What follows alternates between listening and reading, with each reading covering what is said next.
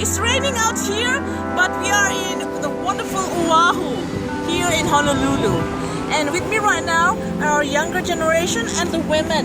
We have the future generation and the women. They're title holders here in Oahu. With me right now is Miss Sharon Rose Paul.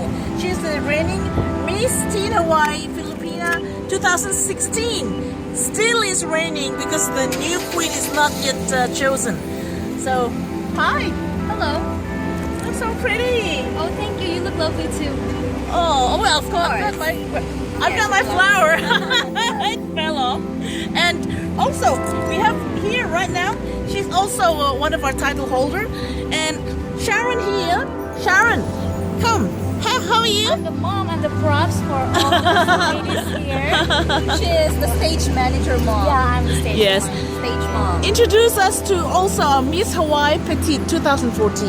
Okay, so this is Miss Anmercil Romaguera. So she was the Mrs. Hawaii Filipina 2013. Yes. The best mom. And then she was also She's also Miss Hawaii Filipina because I'm busy.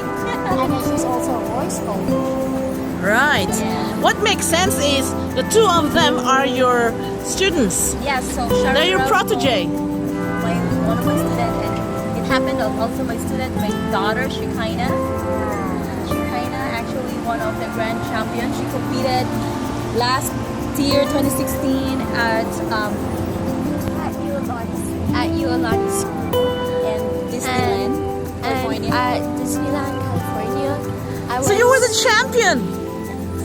I was told that you were a singer and composer. Right.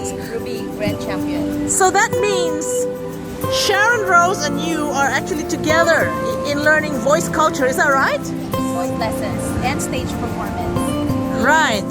Wow. That's actually happening as we speak. You know, the arts and culture developing among Filipinos. Now tell us, why should people visit Hawaii in Oahu? Tell me. Let's start with Rose. Why people should visit Hawaii and Oahu? Yes? Well, over here, this is a really nice place. It's got usually warm weather. This rainy thing, it happens occasionally. And there's so many historical places to visit, and you can learn from them and how their culture was and what they did. It's really an amazing place where you can learn aloha spirit. Yes. And it has aloha spirit. Also, question. You are also Filipina, right? Yes. Your mother is from where? She's from Cebu, Philippines. Okay, now I'm gonna check on you now. How does it feel when you visited Cebu?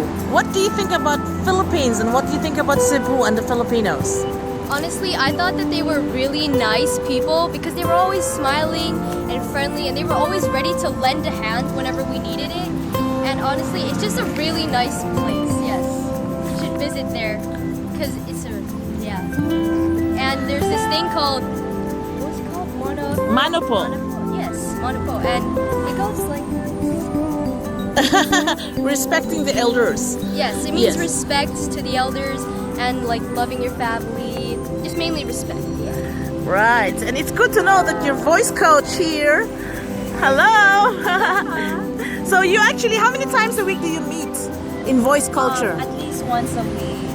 Okay. Yes. Now Shekina, here, darling. It's right here. Shekina was also a voice. Voice to future. Yes. Also taking voice lessons. Right, and then We're she's actually having a upcoming concert. Yes. I'd like to promote that. We're having an anniversary concert. It's gonna be November 18th at Hawaii Auditorium, Kaimoki Auditorium. okay. Yes. Now tell me, speaking of voice culture and coaching, you mentioned that you have coached a few of these singers in the Philippines. So Who are they? Our products from the Center of Pop Music Philippines, where I learned how to coach, is Charis Pepenko, Sarah Geronimo, Erwin Santos, Rachel Ango, and to mention more. And I also have one student that actually shined at The Voice Kids Philippines. Her name is Lisa Marie West. And I hope this future kids that I have, they'll be shine one day. So they'll be doing hip hop? Do you like hip hop, darling? Hip hop dancing. What is this? Shaka. Shaka! Okay. Well, for you, I'd like to ask you, as future generation, what do you think about the Filipino culture, darling? The both of you. Filipino culture. Yes. From Cebu. What do you think of Cebu? How old were you when you went back to Cebu? I think I was around. I was 4 years old. 4 years yeah, old. 4 years old or 3 years old. So I don't really remember like Oh. what's like. Okay. Now, Rose, were you born here? No, I was born in the Cebu, Philippines. Okay. What do you love about Cebu? Well, I love their. Well, usually what they teach, like how we have strong family ties and conservativeness, of course, conservativeness and overprotectiveness. To be honest, that's a nice thing. Okay. So sometimes families together, being together and listening to the elders. Yes. Right. Now, guys, would you please invite them to the Philippines and to Oahu? Well, actually, Philippines, especially Cebu and Hawaii, there's a big similarity because we are surrounded with the ocean. And Cebu is like that too. Surrounded with the oceans, the big mountains. And beautiful lakes the and tropical weather is just like Philippines. The aloha spirit. We have that too. The food. Just as good. Yes. One thing as well is the fact that I am HWPL, Heavenly Culture, World Peace and Restoration of Light Ambassador for Australia. I also want to promote the fact that peace, promoting peace with the women and the younger generation is very important. Now, how do you feel when you see on the news, on the radio or newspaper, when you see violent extremism? How do you think we should handle it when we try to explain it to the younger generation, to the kids? Tell me. Personally, I would have to search up, do some research on the news so that I can understand what I'm looking at too. So then it would be easier for me to explain to the younger generation or just the youth generation what's going on. How do you think when you see the news it's hard, or do you easily believe it, or do you ask your mom or ask your grandma? What do you think? Do you get affected with the news sometimes when there's bad news? Yes, because I feel bad.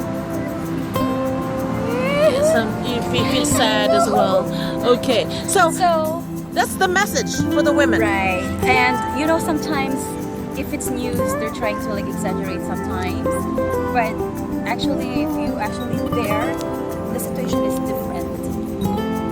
So the message is, we have a responsibility as women to protect the children, the women's love. This is the message by Chairwoman Nam Hee Kim of South Korea, that the women has to defend the youth, the younger generation.